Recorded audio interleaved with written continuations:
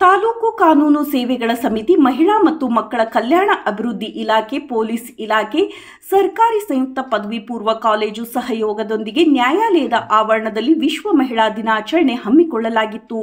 ಕಿರಿಯ ಶ್ರೇಣಿ ನ್ಯಾಯಾಧೀಶರಾದ ಶ್ರೀಮತಿ ಸಿ. ಮಹಾಲಕ್ಷ್ಮಿ ಅವರು ಕಾರ್ಯಕ್ರಮವನ್ನು ಉದ್ಘಾಟಿಸಿ ಮಾತನಾಡಿದರು. ಹೆಣ್ಣು ಬಲಿಪಶುವಾಗಬಾರದು. ಧೀರತನ, ದಿಟ್ಟತನ, ಸ್ವಾವಲಂಬಿ ಬದುಕು ನಡೆಸಬೇಕು. ಸಿಂಹಿಣಿಯಂತೆ ಧೈರ್ಯ ಹಾಗೂ ಚಾಣಾಕ್ಷತನದಿಂದ, ಸ್ವಾಭಿಮಾನದಿಂದ ಜೀವಿಸಬೇಕು ಎಂದರು.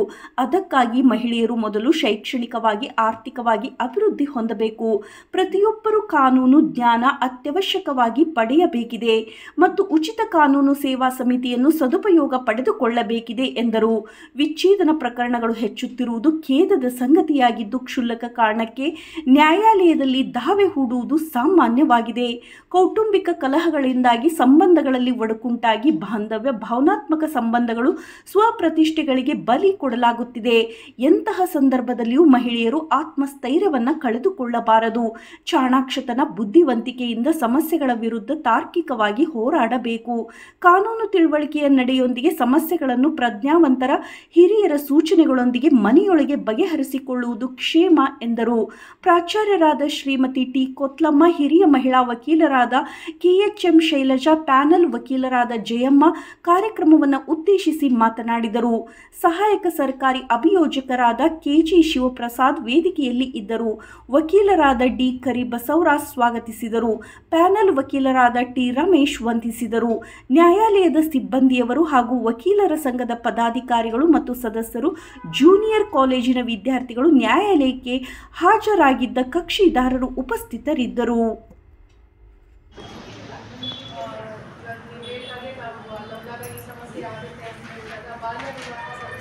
ಸಮಸ್ಯೆ ಆಗುತ್ತೆ ಅಂತಂದರೆ ಹೆಚ್ಚಾಗಿ ನಾವು ಅದನ್ನು ಏನು ಅದರಿಂದ ಬಾಲ್ಯ ವಿವಾಹದಿಂದ ಏನೇನು ತೊಂದರೆ ಆಗುತ್ತೆ ಅಂತ ಅಂದ್ಬಿಟ್ಟು ನಾವು ಅರಿವು ಮೂಡಿಸ್ಬೇಕಾಗ್ತದೆ. ಅರಿವು ನಿಮ್ಮ ಹಂತದಲ್ಲಿ ಆಗುತ್ತೆ ಅಂತಂದ್ಬಿಟ್ಟು ನಾವು ಅಂಗನವಾಡಿ ಕಾರ್ಯಕರ್ತೆಯರನ್ನ ಜಾಸ್ತಿ ನಮ್ಮ ಕಾರ್ಯಕ್ರಮಕ್ಕೆ, ನಮ್ಮ ಕಾನೂನು ಅರಿವು ಕಾರ್ಯಕ್ರಮಕ್ಕೆ ಕಳಿಸ್ಕೊಳೋದು. ಏನೇನಾಗುತ್ತೆ ಅಂತ ನಿಮಗೆಲ್ಲ ಹೇಳ್ತಾರೆ ಕಾರ್ಯಕರ್ತರು. ಇದನ್ನು ಹೆಚ್ಚೆಚ್ಚಾಗಿ ನೀವು ಅವ್ರು ಹೇಳಿದ್ರೆ ಪಾಪ ಹಳ್ಳಿಯಲ್ಲಿರೋರಿಗೆ ಅಷ್ಟು ಗೊತ್ತಾಗಿರೋದಿಲ್ಲ. ನಮ್ಮ ಮನೆಗಳು ಹೆಣ್ಮಕ್ಳನ್ನ ಒಳ್ಳೆ ಮನೆಗೆ ಕೊಟ್ಬಿಡೋಣ, ಸಾಕ್ಬಿಡೋಣ, ಯಾವುದೋ ಒಂದು ಮನೆ ಒಂದು ಸಂಬಂಧ ಬಿಟ್ಟು ಮದುವೆ ಮಾಡಿಸ್ಕೊಟ್ಬಿಡೋಣ ಅಂತ ಅಂದ್ಕೊಂಡು ಅರ್ಜೆಂಟಲ್ಲಿ ಯಾವುದೋ ಒಂದು ಬಂತು ಅಂತ ಮಾಡಿಸ್ಕೊಟ್ಬಿಡ್ತಾರೆ. ಆದರೆ ಅದರಿಂದ ಮುಂದೆ ಏನಾದರೂ ಒಳ್ಳೇದಾದರೆ ಒಳ್ಳೇದು, ಅನಾನುಕೂಲತೆ ಆದರೆ ಅವ್ರಿಗೆ ಸಮಸ್ಯೆ ಆಗುತ್ತೆ. ಈ ಥರ ವಿಚಾರಗಳೆಲ್ಲ ನೀವು ಅವ್ರಿಗೆ ಮನವರಿಕೆ ಮಾಡಿದ್ರೆ, ಸಮಯ ಇದ್ದರೆ ಇದ್ದಾರೆ ಒಂದು 10 ಜನ, ಒಂದು 15 ಜನ ಒಂದು ಕಾರ್ಯಕಾರ ನಿಮ್ಮ ಸ್ವಂತ ಇಚ್ಛೆಯಿಂದ ಮಾಡಿದ್ರೆ, ಸಮಯ ಇದ್ದರೆ ಮಾಡೋಕ್ಕೆ ಆ ಹಳ್ಳಿ ಒಂದು ಬದಲಾವಣೆ ಆಗುತ್ತೆ ಅಲ್ವಾ? ಶಿಕ್ಷಣ ಇದ್ದರೆ ಏನು ಬೇಕಾದರೂ ಮಾಡಬೇಕು. ಎಲ್ಲದಕ್ಕೂ ಒಂದು ಅಸ್ತ್ರ ಶಕ್ತಿ ಅಂತಂದರೆ ಶಿಕ್ಷಣ. ಇವಾಗ ಯಾವುದೇ ಒಂದು ಅನಾಹುತ ಆದ್ರೂ ನಮ್ಮ ಜೀವನದಲ್ಲಿ ನಮಗೆ ವಿದ್ಯೆ ಇದ್ದರೆ ಏನಿರುತ್ತೆ, ಒಂದು ಧೈರ್ಯ ಇರುತ್ತಲ್ವ. ಏನೋ ಗಂಡ ಚೆನ್ನಾಗಿ ನೋಡ್ಕೊಂಡಿಲ್ಲ ಅಂದರೆ ಇಲ್ಲಿ ಬಿಡಪ್ಪ ನಾನು ಬಿದ್ದು ಮಾಡಿಸ್ತೀನಿ ಅಂತ ಅನ್ನೋದು ಧೈರ್ಯ ಇರುತ್ತೆ, ಭಯ ಇರೋದಿಲ್ಲ. ಅದೇ ರೀತಿ ಒಂದು ಮಾನಸಿಕ ಧೈರ್ಯ ಇದ್ದರೆ ಏನು ಬೇಕಾದ್ರೂ ಸಾಧಿಸ್ಬೋದು ಅಲ್ವಾ? ನಮ್ಮ ಓದಿದ್ರೆ, ವಿದ್ಯಾಭ್ಯಾಸ ತಗೊಂಡ್ರೆ ಆ ಮಾನಸಿಕ ಧೈರ್ಯ ಬರುತ್ತೆ. ಜೀವನದಲ್ಲಿ ಏನೇ ಆದ್ರೂ ಸ್ವಲ್ಪ ನಾವು ಎದುರಿಸುವಂಥ ಒಂದು ಶಕ್ತಿ ಬರುತ್ತಲ್ವ, ಶಕ್ತಿ ಸ್ವರೂಪಿಣಿ ಆಗಿದ್ದೀವಿ ನಾವು. ಇವಾಗ ಎಲ್ಲಾದರೂ ದೇವಸ್ಥಾನದಲ್ಲಿ ನಾವು ಹೋದರೆ ಕೋಳಿನ ಕಟ್ ಮಾಡೋದು ನೋಡಿದ್ದೀವಿ, ಕುರಿನ ಕಟ್ ಮಾಡೋದು ನೋಡಿದ್ದೀವಿ, ಸಿಂಹ ಹುಲಿ ಕಟ್ ಮಾಡೋದು ನೋಡಿದ್ದೀವಿ. ಆ ಥರ ನಾವು ಸಿಂಹ ಹುಲಿ ಆದರೆ ನಮಗೆ ಯಾವುದೇ ತೊಂದರೆ ಆಗೋದಿಲ್ಲ ಅಲ್ವಾ? ಅದೆಲ್ಲ ವಿದ್ಯೆಯಿಂದ ಬರುತ್ತೆ ಮತ್ತು ನಮ್ಮ ಮಾನಸಿಕ ಧೈರ್ಯದಿಂದ ಬರುತ್ತೆ. ಮೊದಲನೇದು ಎಲ್ಲಕ್ಕೂ ಮಾನಸಿಕ ಧೈರ್ಯ ಬರಬೇಕಂದ್ರೆ ನಾನೇ ಬೆಸ್ಟ್ ಅಂತ ನಾನು ಅಂದ್ಕೊಳ್ಬೇಕು.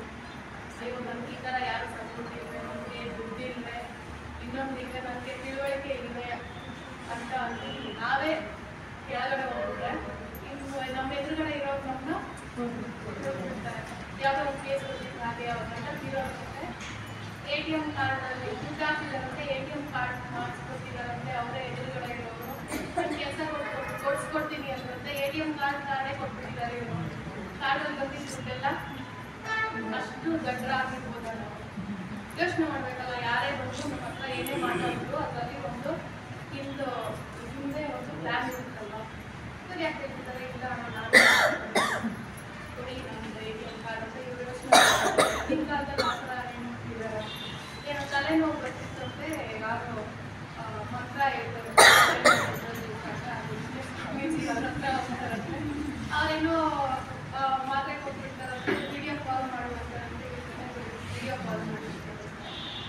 ಅವ್ರು ಅದನ್ನೆಲ್ಲ ರೆಕಾರ್ಡ್ ಮಾಡ್ಕೊಂಡು ಆ ಥರ ಗಂಟಲು ಅಂದರೆ ಒಂದೊಂದು ಕಡೆ ರಾಮನ ಮಠದಲ್ಲಿ ಇದ್ದಾರೆ ಅಂತ ಅನ್ಸುತ್ತೆ, ನೋಡಿರ್ತೀರಾ ಅನ್ಸುತ್ತೆ.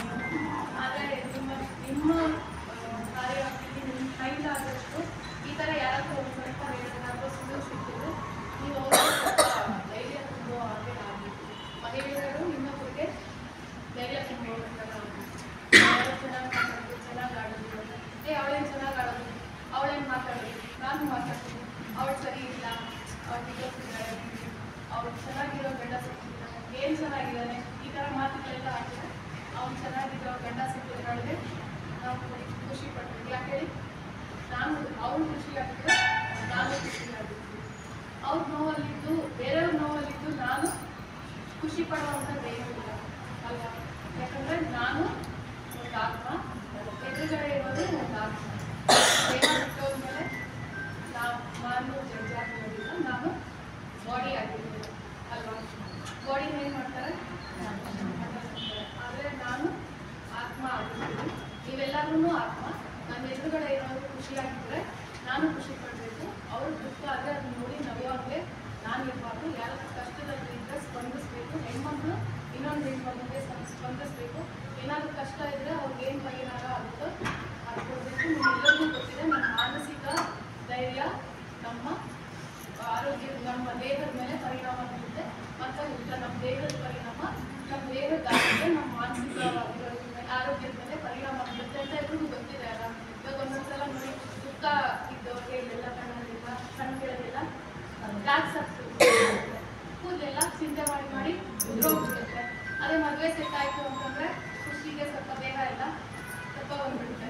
ಆದರೆ ನಾವು ಹೆಣ್ಮಕ್ಳು ಹೆಂಗೆ ಅಂದರೆ ಎಷ್ಟು ನಮಗೆ ಅಡ್ಜಸ್ಟ್ ಆಗ್ತಿದೆ ಅಂದರೆ ದುಃಖ ಇರೋದ್ರಿಂದ ನಾವು ಅಟ್ರಾಕ್ಟ್ ಮಾಡ್ತೀವಿ ಜಾಸ್ತಿ. ಅಯ್ಯೋ ಇದು ಮಾಡಿಬಿಟ್ರೆ ನಮ್ಮ ಅತ್ತೆ ಇದು ಮಾಡಿಬಿಟ್ರೆ, ನಮ್ಮ ಗಂಡ ಇದು ಮಾಡಿಬಿಟ್ರೆ, ನಮ್ಮ ಗಂಡ ಇಷ್ಟು ವರ್ಷ ಆಯಿತು ನನ್ನ ಬಿಟ್ಟು ಹೋಗ್ಬಿಟ್ರು, ಅದೇ ರೆಕಾರ್ಡು ಅದೇ ಕ್ಯಾಸೆಟ್ಟು ಮನಸ್ಸಲ್ಲಿ ಓಡ್ತಾ ಇರುತ್ತೆ. ಈ ಥರ ಏನಾದರೂ ಪರಿಸ್ಥಿತಿ ಬಂದರೆ ಇದರಿಂದ ನಾನು ಹೇಗೆ ಹೊರಗೆ ಬರಬೇಕು, ನಾನು ನನ್ನ ಪರಿಸ್ಥಿತಿನ ಬದಲಾವಣೆ ಮಾಡಬೇಕಂದ್ರೆ ಏನು ಮಾಡಬೇಕು ಅಂತ ನಾವು ಫಸ್ಟ್ ನನ್ನ ಸರ್ಕಾರಿ ಅಭಿಯೋಜಕರಾಗಿರ್ತಕ್ಕಂಥ ಶಿವಪ್ರಸಾದ್ ಅವರೇ, ಅವರಿಗೆಲ್ಲ ಸಹೋದರ ವಕೀಲರಿರೋರೆ, ಸಹೋದರಿಯರು, ಅವರಿಗೆಲ್ಲ ಶಕ್ತಿ ಸ್ವರೂಪಿಣಿಯರೇ, ಇವತ್ತು ದಿನ ಅಂತಾರಾಷ್ಟ್ರೀಯ ಮಹಿಳಾ ದಿನ ಭಾಳಷ್ಟು ಮಹಿಳೆಯರಿಗೆ ವಿಶೇಷವಾದಂಥ ದಿನ. ಅದು ಸಂಬಂಧಪಟ್ಟಂತೆ ಸಾಕಷ್ಟು ವಿಷಯಗಳನ್ನು ನಮ್ಮ ಮೇಡಮ್ ಅವರು ಸಹೋದರಿ ಶೈಲಜಾ ಅವರು ಹೇಳಿದರು. ಇಲ್ಲಿ ಸುಭದ್ರ ಸಮಾಜ ಇರಬೇಕಂದ್ರೆ ನಿರೂಪಕರು ಕೂಡ ಹೇಳಿದರು, ಸುಭದ್ರ ಸಮಾಜ ಇರಬೇಕಂದ್ರೆ ಅಲ್ಲಿ ಮಹಿಳೆಯ ಪಾತ್ರ ಅತ್ಯಂತ ಮಹತ್ವದಾಗಿರ್ತದೆ. ಇಂತಹ ಸುಭದ್ರ ಸಮಾಜದ ರೂವಾರಿ ಮಹಿಳೆ ಅಂತೇಳಿ ಹೇಳ್ಬೋದಾಗಿದೆ. ಮಹಿಳೆಯನ್ನು ಸಂಯಮದ ತವಲಿಗೆ ಅಂತಾರೆ, ಶಕ್ತಿ ಸ್ವರೂಪಿಣಿ ಅಂತಾರೆ. ಇಂತಹ ಮಹಿಳೆಯರೇನಿದ್ದಾರೆ ಇವತ್ತು ಮಾರ್ಚ್ 8ನೇ ತಾರೀಕು, ಇವತ್ತು ಯಾಕೆ ಇಷ್ಟೊಂದು ವಿಶೇಷವಾಗಿ ನಾವೆಲ್ಲರೂ ಇಲ್ಲಿ ಸೇರಿಕೊಂಡು ಈ ಒಂದು ಆಚರಣೆ ಮಾಡ್ತಾ ಇದ್ದೀವಿ, ಮಹಿಳಾ ದಿನಾಚರಣೆ ಅಂತ ಹೇಳಿದ್ರೆ ಇದಕ್ಕೊಂದು ಇತಿಹಾಸ ಇದೆ. ಇತಿಹಾಸ ಅಂತಂದರೆ ಇವತ್ತಿನ ದಿನ ಮಹಿಳೆಯರು ಸ್ಫೂರ್ತಿಯ ಸಭೆಯನ್ನು ನೀಡ್ತಕ್ಕಂಥ ದಿನ ಇವತ್ತಾಗಿದೆ ಅಂತ ಹೇಳ್ಬೋದಾಗಿದೆ. ಅಷ್ಟೇ ಅಲ್ಲ, ದೃಢ ಸಂಕಲ್ಪವನ್ನು ಮಾಡಬೇಕಾದಂಥ ದಿನ, ಮಹಿಳೆಯರೆಲ್ಲರೂ ಸೇರಿಕೊಂಡು ದೃಢ ಸಂಕಲ್ಪ ಮಾಡಬೇಕಾದಂಥ ದಿನ ಇವತ್ತು ಅಂತೇಳಿ ಹೇಳ್ಬೋದಾಗಿದೆ, ಮಾರ್ಚ್ 8 ಅಂತೇಳಿ. ಅಂದರೆ ಇದಕ್ಕೆ 190 ವರ್ಷಗಳ ಇತಿಹಾಸ ಈ ಮಹಿಳಾ ದಿನಾಚರಣೆ ಇದು ಇದೆ ಅಂತ ಹೇಳಿ ಹೇಳ್ಬೋದಾಗಿದೆ. ಇಷ್ಟು ದೊಡ್ಡ ಇತಿಹಾಸವನ್ನು ಇದು ಹೊಂದಿದೆ ಅಂತ ಹೇಳಿ ಹೇಳ್ಬೋದು. ಏನು ಇತಿಹಾಸ ಇದ್ರೆ ಇತಿಹಾಸ ಏನು ಅಂತೇಳಿ ನಾವು ನೋಡೋದಾದರೆ ಇಲ್ಲಿ ಅಂದರೆ 190 ವರ್ಷಗಳ ಹಿಂದೆ ಹೋಗ್ಬೇಕು ನಾವು. ಅಂದರೆ ಸ್ತ್ರೀಯರೆಲ್ಲರೂ ಕೂಡ ಆ ಒಂದು ದಿನದಲ್ಲಿ ಅಂದರೆ ಮಾರ್ಚ್ 8ರ ದಿನದಂದು ಮಹಿಳೆಯರೆಲ್ಲರೂ ಕೂಡ ಸುಸಂಘಟಿತರಾಗಿ ಹೋರಾಟ ಮಾಡ್ತಾರೆ. ಹೋರಾಟ ಮಾಡಿ ಆ ಹೋರಾಟದಲ್ಲಿ ಅವ್ರ ಮೇಲೆ ಇರ್ತಕ್ಕಂಥ ದೌರ್ಜನ್ಯಗಳು, ಸಮಸ್ಯೆಗಳು, ಕಿರುಕುಳಗಳು ಇದೆಲ್ಲವನ್ನು ಕಿತ್ತೆಸೆಬಿಟ್ಟು ಅದ್ರ ವಿರುದ್ಧ ಹೋರಾಟ ಮಾಡ್ತಾರೆ. ಹೋರಾಟ ಮಾಡಿ ಜಯಶೀಲರಾಗ್ತಾರೆ. ಆ ಜಯಶೀಲರಾಗಿರ್ತಕ್ಕಂಥ ಅಂದರೆ ಆ ಶೋಷಣೆಯನ್ನು, ಬಂಧನವನ್ನು, ದೌರ್ಜನ್ಯವನ್ನು ಕಿತ್ತೊಗೆದು ಬಂಧ ಮುಕ್ತರಾಗಿ ಹಕ್ಕುಗಳನ್ನು ಪಡೆದಂತಹ ಜಯಶೀಲರಾಗಿರ್ತಕ್ಕಂಥ ದಿನ ಮಾರ್ಚ್ 8 ಅಂತೇಳಿ ಹೇಳ್ಬೋದಾದರೆ. ಇದರ ವಿವರವಾದಂಥ ಇತಿಹಾಸವನ್ನು ನಾವು ನೋಡ್ತಾ ಹೋಗೋದಾದರೆ 1857 ಮಾರ್ಚ್ 8 ಈ ದಿನ ವಿಶ್ವದಲ್ಲಿ ನಿಮಗೆ ಗೊತ್ತೇ ಇದೆ, ಅಮೇರಿಕ ಮತ್ತು ಫ್ರಾನ್ಸ್ ಅಂತ ಆ ಎರಡು ದೇಶಗಳಿಗೆ ಹತ್ತಿ ಗಿರಣಿಗಳಲ್ಲಿ ಭಾಳಷ್ಟು ಸಹಸ್ರಾರು ಸಂಖ್ಯೆಯ ಮಹಿಳೆಯರು ಕೆಲಸ ಮಾಡ್ತಾ ಇರ್ತಾರೆ. ಆ ಮಹಿಳೆಯರು ಯಾವ ರೀತಿ ಇತ್ತು, ಆ ಮಹಿಳೆಯರು ಕೆಲಸ ಮಾಡ್ತಕ್ಕಂಥ ಮಹಿಳೆಯರ ಪರಿಸ್ಥಿತಿ ಹೆಂಗಿತ್ತು ಅಂತ ಹೇಳಿದ್ರೆ ದಿನದಲ್ಲಿ 16 ಗಂಟೆಗಳ ಕಾಲ ಅವರು ಸತತವಾಗಿ ಬಿಡುವಿಲ್ಲದೆ ಕೆಲಸ ಮಾಡುತ್ತಾರೆ. ಹತ್ತಿ ಗಿಡಗಳಲ್ಲಿ ದಿನಕ್ಕೆ 16 ಗಂಟೆಗಳ ಕಾಲ ಅವರು ಸತತವಾಗಿ ಕೆಲಸ ಮಾಡಬೇಕಾಗಿತ್ತು. ಯಾವುದೇ ಅನುಕೂಲಗಳಿರಲಿಲ್ಲ. ಭಾಳಷ್ಟು ದೌರ್ಜನ್ಯ ಶೋಷಣೆಗೆ ಒಳಪಡಿಸಿದ್ರು. ಯಾವುದೇ ಹಕ್ಕುಗಳಿರಲಿಲ್ಲ. ಇಷ್ಟೆಲ್ಲ ಶೋಷಣೆ ದಬ್ಬಾಳಿಕೆಗೆ ಒಳಪಟ್ಟಂಥ ಮಹಿಳೆಯರೇನಿದ್ದಾರೆ ಸಾಕಷ್ಟು ಬೇಸತ್ತಿದ್ದಾರೆ. ನಾವು ನೋಡಿದಾಗ 8 ದಿನಕ್ಕೆ 8 ಗಂಟೆ ಮಾಡಲಿಕ್ಕೆ ಸುಸ್ತಾಗ್ತದೆ. ಅಂಥದ್ದು ಆ ಮಹಿಳೆಯರು ಸತತವಾಗಿ 16 ತಾಸು ಕೆಲಸ ಮಾಡಬೇಕಾದ್ರೆ ಇಂತಹ ಪರಿಸ್ಥಿತಿಗೆ ಬೇಸತ್ತಂಥ ಮಹಿಳೆಯರು ಹೇಳ್ತಾರೆ. ಒಂದಿನ ಮಹಿಳೆಯರ ಸಂಯಮ ತಾಳ್ಮೆ ಕಟ್ಟೆ ಹೊಡಿತದೆ. ಎಲ್ಲರೂ ಕೂಡ ಆ ವ್ಯವಸ್ಥೆಯ ವಿರುದ್ಧ ಏನು ಅವ್ರಿಗೆ ಇಂಥ ಶೋಷಣೆ ದೌರ್ಜನ್ಯ ಮಾಡ್ತಾ ಇರ್ತಾರಲ್ಲ ಅವ್ರ ವಿರುದ್ಧ ಒಂದಿನ ತಿರುಗಿಬಿಡ್ತಾರೆ. ಆ ಒಂದಿನ ಅಂದರೆ ಇವತ್ತಿನ ದಿನ ಮಾರ್ಚ್ 8 1857 ಅವತ್ತಿನ ದಿನ ತಿರುಗಿಬಿಡ್ತಾರೆ. ಎಲ್ಲರೂ ಕೂಡ ಒಟ್ಟಾಗಿ ಮಹಿಳೆಯರು ಮಾತಾಡ್ಕೊಳ್ತಾರೆ. ಇಲ್ಲ ನಾವು ತಡ್ಕೊಳಂಗಿಲ್ಲ, ಸಾಕು, ಇಷ್ಟೆಲ್ಲ ತಾಳ್ಮೆ ವಹಿಸಿದ್ದೀವಿ, ಈ ತಾಳ್ಮೆಯಿಂದ ಇರೋದ್ರಿಂದ ಏನು ಪ್ರಯೋಜನ ಇಲ್ಲ ಅಂತೇಳಿ ಅವರ ತಾಳ್ಮೆಯ ಕಟ್ಟೆ ಹೊಡೆದ್ಬಿಟ್ಟು ಅವರೆಲ್ಲರೂ ಸೇರಿಕೊಂಡು ನ್ಯೂಯಾರ್ಕ್ ಅಂತಕ್ಕಂಥ ನಗರದಲ್ಲಿ ಎಲ್ಲರೂ ದೊಡ್ಡ ಸಂಖ್ಯೆಯ ಮಹಿಳೆಯರೆಲ್ಲರೂ ಕೂಡ ಸಮಾವೇಶ ಒಟ್ಟಾಗಿ ಸೇರ್ತಾರೆ. ಸುಸಂಘಟಿತರಾಗಿ ಅವ್ರು ಮಾತಾಡ್ತಾರೆ. ಈ ನಮ್ಮ ಮೇಲೆ ಮಾಡ್ತಕ್ಕಂಥ ಈ ದೌರ್ಜನ್ಯ ಏನಿದೆ, ದಬ್ಬಾಳಿಕೆ ಏನಿದೆ, ಶೋಷಣೆ ಏನಿದೆ, ಇದ್ರ ವಿರುದ್ಧ ನಾವೆಲ್ಲ ಹೋರಾಟ ಮಾಡ್ಬೇಕಂತೇಳಿ ಮಾಡು ಇಲ್ಲವೇ ಮಡಿ ಅಂತಕ್ಕಂಥ ನಿರ್ಧಾರವನ್ನು ಎಲ್ಲರೂ ತೆಗೆದುಕೊಳ್ತಾರೆ. ಆಗ ಪರಿಸ್ಥಿತಿ ಅಲ್ಲಿ ಹೆಂಗಿತ್ತು ಅಂತ ಹೇಳಿದ್ರೆ ಕೊರೆಯುವ ಚಳಿ ಇರ್ತದೆ. ಅಲ್ಲಿ ನಿಂತ್ಕೊಳ್ಳೋಕ್ಕಾಗಲ್ಲ, ಅಷ್ಟೊಂದು ಚಳಿ ಇರ್ತದೆ. ಅಂತಹ ಚಳಿಯ ವಾತಾವರಣದಲ್ಲಿ, ಕೊರಿತಕ್ಕಂಥ ಚಳಿಯ ವಾತಾವರಣದಲ್ಲಿ ಸಣ್ಣ ಸಣ್ಣ ಮಕ್ಕಳು ಇರ್ತಾರೆ. ಅವ್ರ ಮಹಿಳೆಯರು ಆ ಮಕ್ಕಳನ್ನು ಬೆನ್ನಿ ಕಟ್ಕೊಳ್ತಾರೆ. ಬೆನ್ನಿ ಕಟ್ಕೊಂಡು ಸುಮಾರು 20,000ದಿಂದ 30,000 ಸ್ತ್ರೀಯರು, ಅಂದರೆ 20,000ದಿಂದ 30,000 ತನಕ ಮಹಿಳೆಯರೆಲ್ಲರೂ ಕೂಡ ಅಲ್ಲಿ ಸೇರ್ಕೊಂಡು ಅವರೆಲ್ಲರೂ ಕೂಡ ಸರ್ಕಾರದ ವಿರುದ್ಧ ಹೋರಾಟ ಮಾಡ್ತಾರೆ. ಅವ್ರ ಹೋರಾಟ ಹೆಂಗಿರ್ತದೆ ಅಂತ ಹೇಳಿದ್ರೆ, ನಾರಿ ಮುಗಿದರೆ ಮಾರಿ ಅಂತಾರಲ್ಲ, ಹಂಗೆಲ್ಲರೂ ಮಾರಿಗಳಾಗಿರ್ತಾರೆ. ಆ ಹೋರಾಟವನ್ನು ನೋಡಿದಂಥ ಬೆಚ್ಚಿದ ಸರ್ಕಾರ ಎಷ್ಟೆಲ್ಲ ಅವ್ರ ಜೊತೆಗೆ ಒಪ್ಪಂದ ಮಾಡ್ಕೊಳ್ಳೋಕೆ ನೋಡ್ತಾರೆ, ಅಂಜೋದಿಲ್ಲ ಮಹಿಳೆಯರು. ಹಾಗೆ ಅನಿವಾರ್ಯವಾಗಿ ಅಲ್ಲಿರ್ತಕ್ಕಂಥ ಸರ್ಕಾರಗಳು ಆ ಮಹಿಳೆಯರ ಮೇಲೆ ಗುಂಡಿನ ಮಳೆಯನ್ನೇ ಸುರಿಸ್ತಾರೆ. ಆ ಗುಂಡಿನ ಮಳೆ ಬೇಡ, ಗುಂಡಿಗಳು ಅಂತ ಬಂದೂಕಿನ ಗುಂಡಿಗೆ ಸಹಸ್ರಾರು ಮಹಿಳೆಯರು ಪ್ರಾಣವನ್ನು ತೆಗೆದುತ್ತಾರೆ. ಆ ರಕ್ತದ ಕೋಡಿನೇ ಅರಿತಾ ಇರ್ತದಂತೆ. ಆದರೂ ಕೂಡ ಮಹಿಳೆ ಇದೇ ಮಾಡ್ಕೊಳ್ಳೋದೇ ಇಲ್ಲ, ಹೋರಾಟವನ್ನು ನಿಲ್ಲಿಸೋದೇ ಇಲ್ಲ.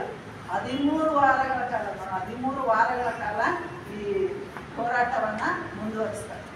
ಎಷ್ಟೆಲ್ಲ ಅವ್ರನ್ನ ತಡೆಯೋದಕ್ಕೆ ಸರ್ಕಾರಗಳು ಏನೆಲ್ಲ ಪ್ರಯತ್ನ ಮಾಡ್ತಾರೆ ನೋಡ್ರಿ. ಬಂದೂಕನೇ ಬಳಸಿ ಸಾವಿರಾರು ಹೆಣ್ಮಕ್ಳು ಸತ್ತರೆ ಕೂಡ ಆ ಹೋರಾಟ ನಿಲ್ಲಲ್ಲ, ಅಂಥ ಹೋರಾಟ ಆಗಿರ್ತದೆ.